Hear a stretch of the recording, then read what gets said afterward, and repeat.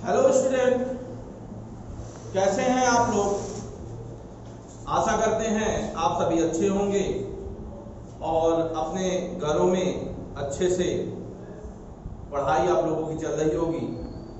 जैसा कि आप लोग जानते हैं कि हमारा दूसरा चैप्टर के जो सवाल थे वो मैक्सिमम सवाल हमने आपको करवा दिए। ठीक है, जो अध्याय 2 था उसके सवाल हमने कल जो वीडियो भेजा था आप लोगों को, या पिछले वीडियो में आपने देखा था कि महत्वपूर्ण बहुविकल्पी प्रश्न हमने करवाए थे।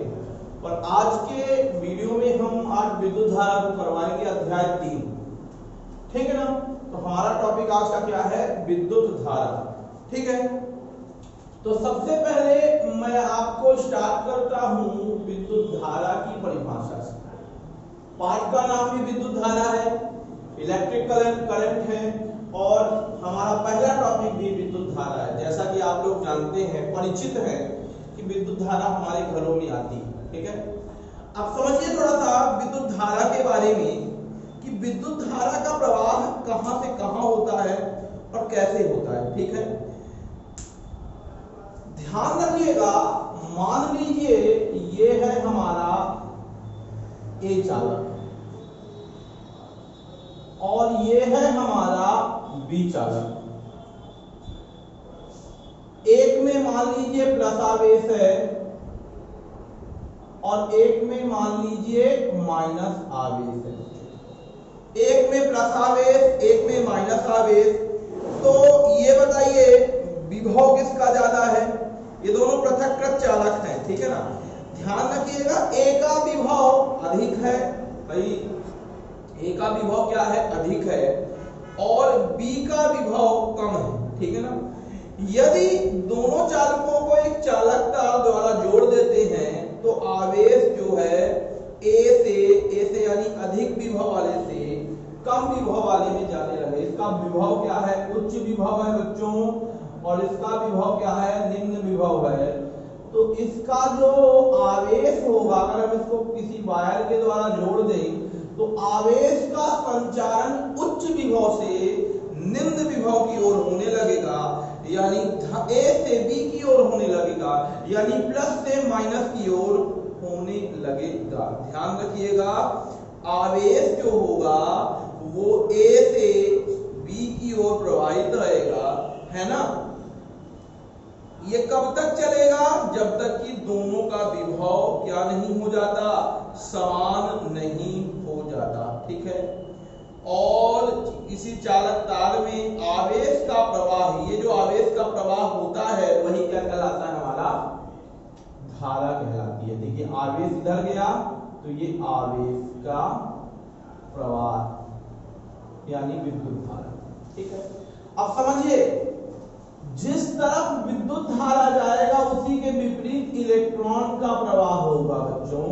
तो इलेक्ट्रॉन का प्रवाह कहां से कहां होगा बच्चों, माइनस से प्लस की ओर, प्लस का, और आवेश का प्रवाह प्लस से माइनस की ओर। ठीक है ना, तो एक बात और पता चल गई कि आवेश का प्रवाह इलेक्ट्रॉन के प्रवाह के विपरीत होता है। ठीक है, और धारा किसे बोलते हैं हम, इलेक्ट्रॉन के प्रवाह को भी धारा बोलते हैं और आवेश के प्रवाह को भी धारा बोलते हैं। लेकिन यहां हम आवेश के प्रवाह की जो दिशा होगी वही दिशा आपके धारा के प्रवाह की होगी। ठीक है ना, समझिए थोड़ा सा परिभाषा इसकी देते हैं कि आवेश प्रवाह की दर, आवेश प्रवाह की दर क्या कहलाती है, हमारी विद्युत धारा कहलाती है। भाई किसमें, किसी चालक के अनुप्रस्थ परिच्छेद में, है ना। तो लिखिएगा, किसी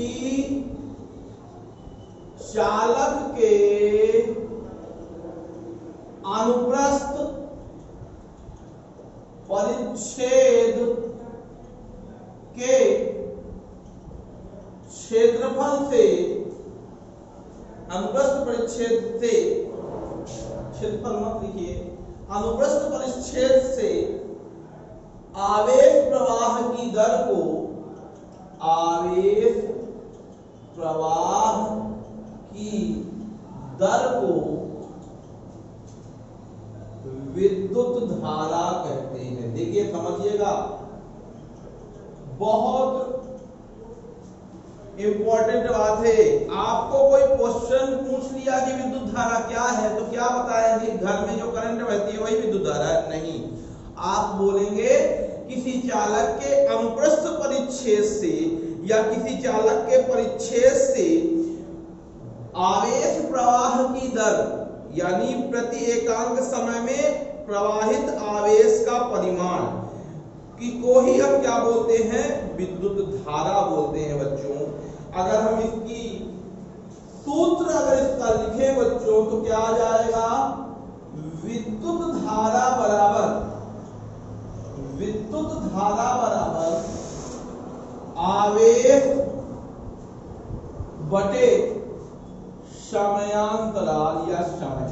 क्या आ जाएगा, आवेश बटे समयांतराल या समय। यानी क्या विद्युत धारा को हम अगर I से डिनोट करें, आवेश को हम Q से डिनोट करें और समय को T से डिनोट करें तो ये एक फार्मूला बन गया हमारा बच्चों। क्या बन गया, I बराबर Q अपॉन T।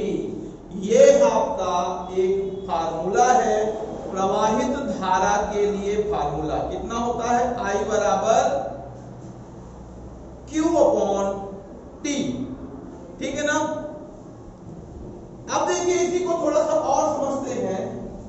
इसी को दूसरे ढंग से अगर लिखोगे बच्चों तो क्या लिख सकते हो, देखिएगा। मान लेते हैं यदि किसी परिच्छेद से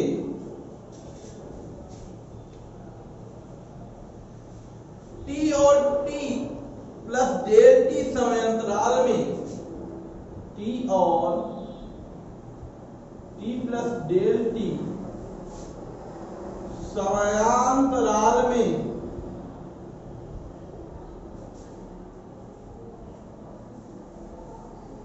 बहने वाला आवेश डेल Q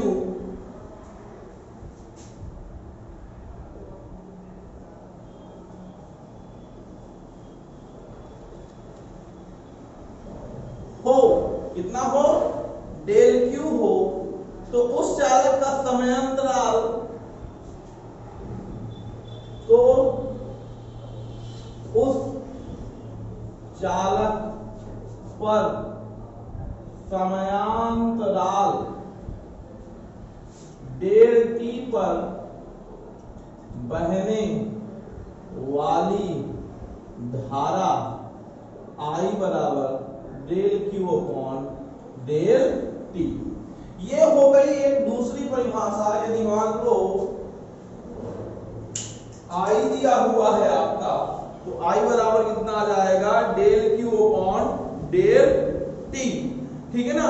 अगर मान लीजिए T बराबर लगभग 0 हो, T बराबर क्या हो बच्चों, लगभग 0 हो। ये T अगर आप अब क्या मान लें, limit del T tends to 0, यानी T जो है लगभग बहुत कम समय के लिए है तो इसको आप dt ये भी लिख सकते हैं dq अपॉन dt। तो ये दूसरा फार्मूला बन गया। अगर आपको आवेश दिया हुआ है t के फॉर्म में तो आप इसका डिफरेंशिएशन करेंगे तो भी आपका धारा ही प्राप्त होगी। तो कुल मिला के कितने परिभाषाएं बन गई आपकी, एक तो ये बन गई, एक तो ये और एक ये, मतलब तीनों आपकी धारा की ही फार्मूला है, ठीक है ना। इसमें एक परिवर्तन अगर और कर दे हम, देखिएगा ये मान लीजिए समीकरण नंबर 1 है, ठीक है। आवेश का क्वांटाइजेशन पढ़ा होगा आपने और Q बराबर होता है प्लस माइनस एनी या एनी लिख दीजिए। तो समीकरण नंबर 1 में अगर एक और मान रख दें हम तो I बराबर एक और आ जाएगा एनी अपॉन T बच्चों आ जाएगा, ठीक है। तो ये तीन धारा की परिभाषा मतलब सूत्र से, देखिए फिर से सुनिए, विद्युत धारा किसे बोलते हैं कि किसी चालक के अनुप्रस्थ परिच्छेद से आवेश प्रवाह की दर को विद्युत धारा कहते हैं। विद्युत धारा का मान आवेश बटे समय होता है। फार्मूला I बराबर Q अपॉन T होता है। यदि इसको इस तरह हम अगर T और T प्लस डेल T समयांतराल में बहने वाला आवेश डेल Q हो तो इसका एक और फार्मूला I बराबर del Q upon del T। अगर डेल T टेंड्स टू 0 हो तो ये हो जाएगा I बराबर dQ अपॉन dt बच्चों। और Q की समीकरण नंबर 1 में Q की जगह एनी रख देंगे बच्चों तो I बराबर आ जाएगा ठीक है ना बच्चों। तो ये है हमारा विद्युत धारा की परिभाषा, ठीक है ना। इसकी स्क्रीनशॉट आप ले लेंगे। अब इसके बारे में थोड़ा सा और अध्ययन करते हैं। देखिए अब हम इसका पढ़ते हैं मात्रक। क्या पढ़ते हैं? मात्रक पढ़ते हैं। वो भी किसका? एसआई मात्रक पढ़ते हैं। कौन सा मात्रक पढ़ते हैं? एसआई मात्रक पढ़ते हैं। तो भाई इसमें ध्यान रखना, विद्युत धारा का एसआई मात्रक पढ़े भी हो 11th में, विद्युत धारा का एसआई मात्रक क्या होता है? एम्पियर होता है। क्या होता है? एम्पियर होता है। इसको हम ए से डिनोट करते हैं। कैसे डिनोट करते हैं? ए से डिनोट करते हैं। अगर आपसे कोई 1 एम्पियर की परिभाषा बोल दे कि 1 एम्पियर की परिभाषा दीजिए, तो कैसे लिखेंगे? 1 एम्पियर बराबर, देखिए यहां बस लिखा था हमने I बराबर Q अपॉन T, तो 1 कूलाम बटे 1 सेकंड। मतलब कि इसकी परिभाषा कैसे लिखेंगे आप?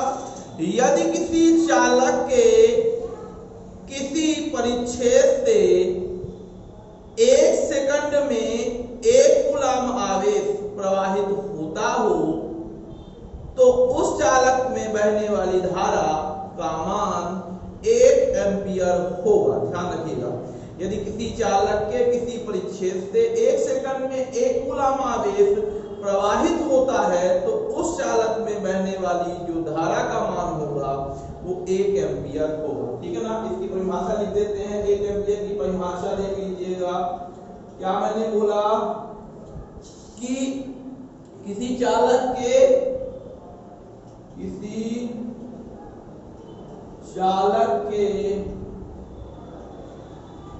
परिच्छेद से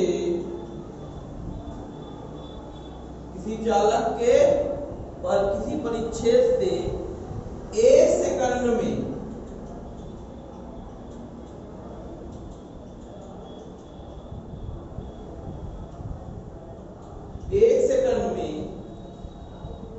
1 कूलाम आवेश प्रवाहित होता है,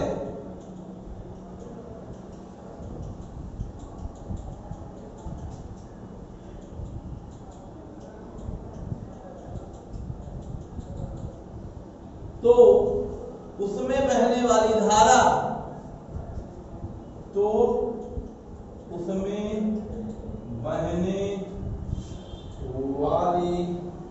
धारा एक एम्पियर होगी। 1 एम्पियर होगी।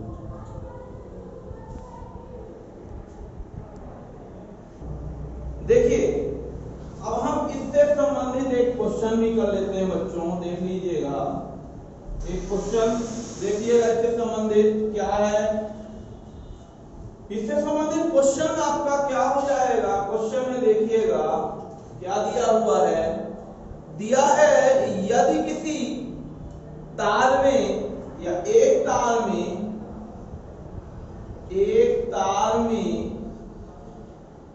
10 मिनट में, कितने मिनट में? 10 मिनट में 30 कूलाम आवेश प्रवाहित होता है। 30 कूलाम आवेश प्रवाहित होता है,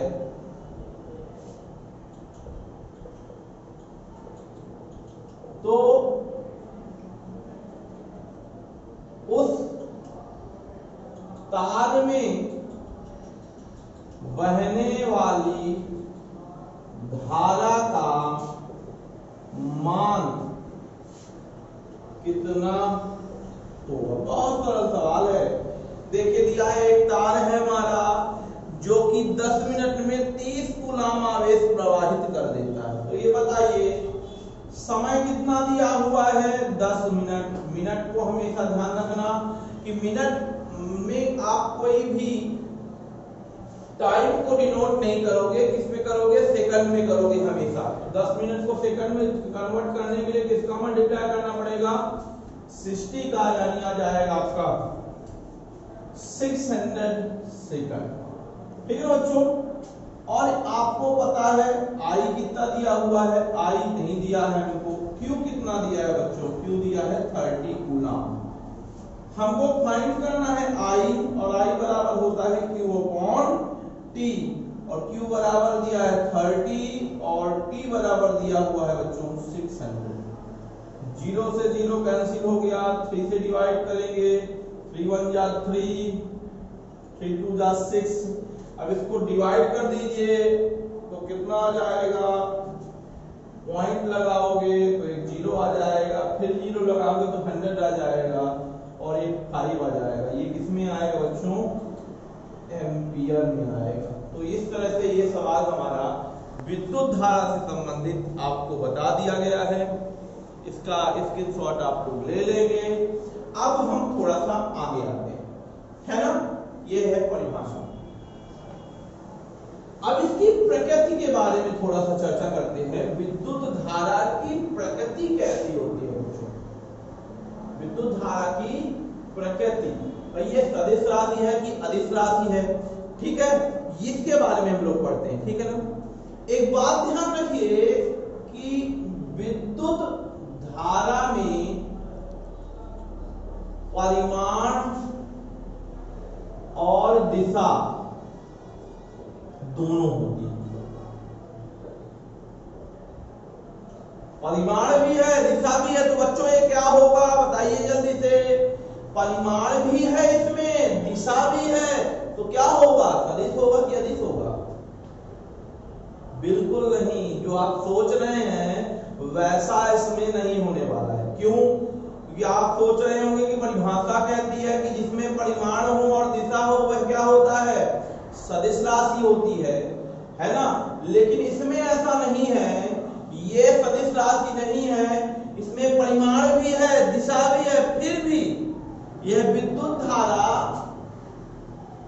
यह क्या है, अदिश राशि है। फिर भी इस होने के बावजूद भी तथापि यह क्या है, सदिश राशि नहीं है, यह अदिश राशि है। ऐसा लिखिए, क्या है, अदिश राशि है। कैसे अदिश राशि है भाई? आधे लोगों को तो क्वेश्चन हो गया होगा कि भाई कारण क्या है, आप बोल रहे हैं कि परिमाण भी है, दिशा भी है, फिर ये सदिश राशि क्यों नहीं है, अदिश राशि कैसे हो सकती है? भाई बिल्कुल हो सकती है, इसका कारण है। तो क्या कारण है आपको भाई पूछना पड़ेगा कि भाई कारण क्या है। भाई इसके दो कारण है। मैंने जब 11th में आप लोगों को जब सदिश और अदिश के बारे में बताया था, तब शायद आप लोगों को बताया हो कि विद्युत एक अपवाद है जिसमें परिमाण दिशा दोनों होने के बावजूद भी यह अदिश राशि है, ठीक है।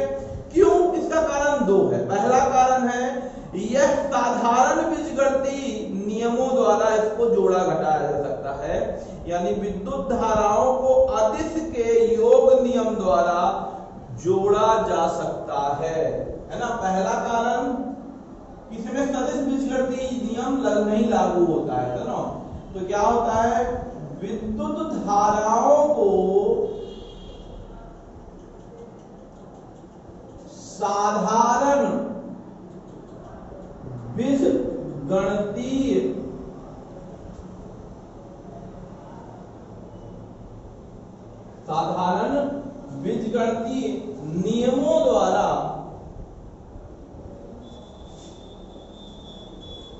जोड़ा घटाया जा सकता है। इसे ध्यान रखिए, साधारण बीजगणित द्वारा क्या किया जा सकता है, जोड़ा जा सकता है, घटाया जा सकता है, ठीक है ना बच्चों। यानी ये सदिश बीजगणित का पालन ही नहीं करता। भाई सदिश बीजगणित का पालन नहीं करता है, इसलिए ये सदिश राशि नहीं है, पहली बात। दूसरी बात, यदि हम इसमें गांठ लगा दें, देखा है ना आपने, गांठ लगा दें या मोड़ दें तो धारा के मान में कोई परिवर्तन नहीं होता, ठीक है ना। दूसरा क्या है, यदि हम तार में गांठ लगा दें अथवा आकृति बदल दें किसकी आकृति बदल दें, तार की आकृति बदल दें, है ना, या किसी भी आकृति में मोड़ दें, ऐसा समझिए। बदल दें का मतलब किसी भी आकृति में क्या कर दें, मोड़ दें, फिर भी धारा के मान में परिवर्तन नहीं होता है। अब ये देखिए बच्चों, अब एक कैसा है भाई, आपने तार लिया, तार को मोड़ दो ना, 4 बार मोड़ दो भाई, दिशा बदल दो, ठीक है ना, गांठ लगा दो, 4 बार गांठ लगा दो। जब गांठ लगाओगे तो दिशा बार बार बदलेगी कि नहीं बदलेगी, और फिर तार को उसी दिशा में मोड़ दो, तो परिमाण आपका बदलने वाला नहीं है, ना ही आपकी दिशा बदलने वाली है। यानी कि सीधी सी बात है, सदिश बीजगणितीय नियम का बिल्कुल पालन ही नहीं। सदिश बीजगणितीय में अगर आपकी दिशा चेंज होगी तो परिमाण भी क्या हो जाएगा, बदल जाएगा, बिल्कुल सही बात है। लेकिन इसमें ऐसा कोई नियम फॉलो नहीं होता है। तो बच्चों ध्यान रखना है आपको कि विद्युत धारा क्या होती है, सदिश राशि होती है। इसमें कोई परिमाण, इसमें दिशा भी होती है और परिमाण भी होती है। इसका कारण क्या था, कारण 2 थे। पहला था कि यह साधारण बीजगणितीय नियम द्वारा जोड़ा घटाया जा सकता है, यानी इसमें सदिश बीजगणितीय नियम लागू नहीं होता है। और दूसरा कारण है कि इसमें अगर गांठ लगा दें तो किसी भी आकृति में मोड़ दें तो धारा के परिमाण में, मान की जगह लिख सकते हो परिमाण में, कोई बदलाव नहीं होता है। धारा के मान में कोई परिवर्तन नहीं होता है। इसका स्क्रीनशॉट आप ले लिए होंगे, देख लीजिए। अब आगे बताते हैं। तो अभी हमने क्या देखा, विद्युत धारा के बारे में। देखिए अब अगला टॉपिक है हमारा धारा घनत्व। बच्चों बिल्कुल उससे मिलता जुलता लेकिन विपरीत, मिलता जुलता लेकिन विपरीत, विपरीत दिशा में, विपरीत कैसे, दिशा में, लेकिन बिल्कुल धारा के जैसा ही। क्या परिभाषा है इसकी, परिभाषा है किसी चालक के प्रति एकांक अनुप्रस्थ परिच्छेद क्षेत्रफल से बहने वाली विद्युत धारा को परिच्छेद के उस बिंदु पर धारा घनत्व कहते हैं। क्या बोल दिया हमने, किसी चालक के प्रति एकांक अनुप्रस्थ परिच्छेद के क्षेत्रफल से बहने वाली विद्युत धारा को, केवल क्या जोड़ा है इसमें, प्रति एकांक अनुप्रस्थ परिच्छेद के क्षेत्रफल से, ठीक है ना। तो क्या परिभाषा बनेगी, किसी चालक के प्रति एकांक अनुप्रस्थ परिच्छेद के क्षेत्रफल से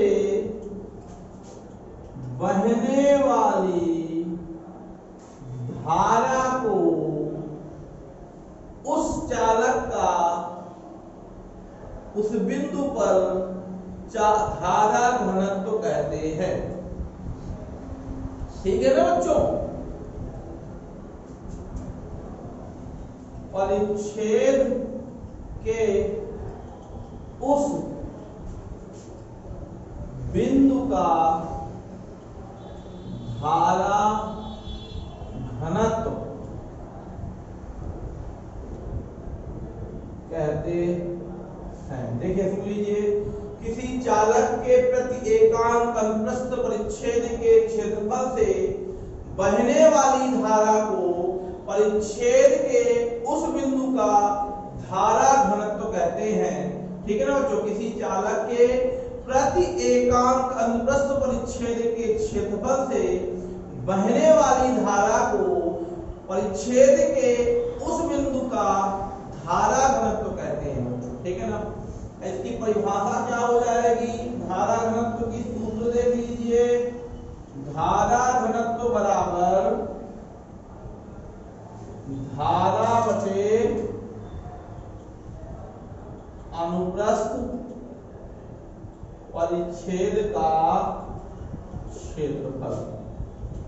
इसे हम जे से डिनोट करते हैं, ये भी लिख सकते हो, इसे हम जे से प्रदर्शित करते हैं।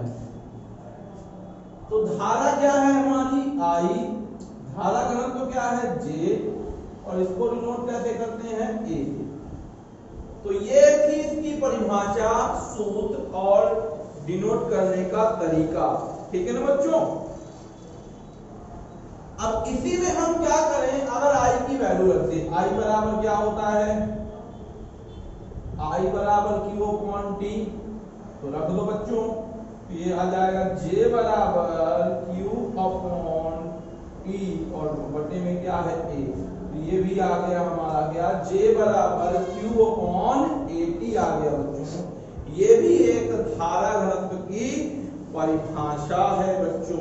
ठीक है ना, जे बराबर कितना आ गया, क्यू अपॉन ए टी आ गया। ठीक है ना, यही है हमारा सूत्र। दो सूत्र हमने बताया, जे बराबर आई अपॉन ए, दूसरा सूत्र बताया जे बराबर क्यू अपॉन ए टी। ठीक है, ये दोनों धारा घनत्व के सूत्र। ठीक है, अब आगे देखते हैं।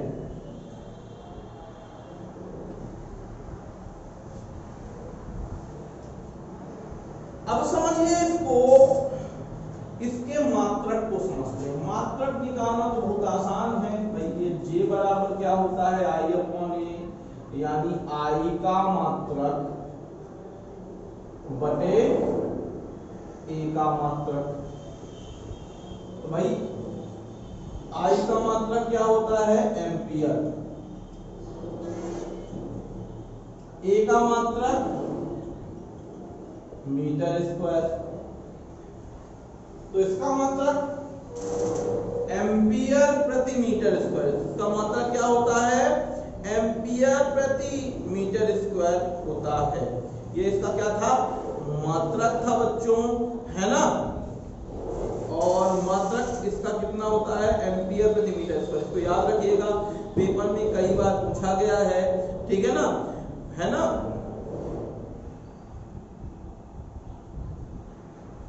अब अगला है प्रकृति।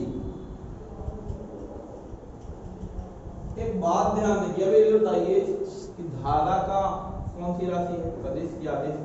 अभी थोड़ी देर पहले बताया हमने, कौन सी राशि है, अदिश राशि है।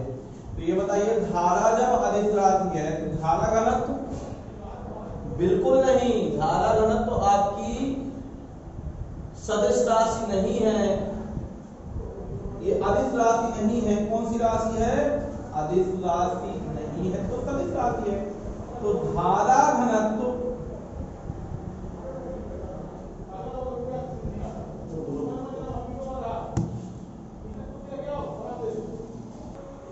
तो देखिए बच्चों, धारा घनत्व क्या है हमारा, सदिश राशि। कौन सी राशि है, सदिश राशि है बच्चों।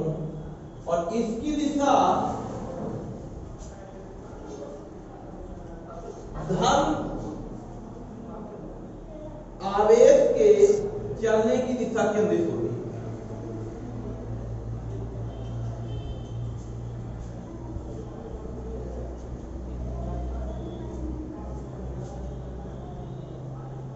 दिशा के क्या होती है बच्चों, अनुदिश होती है।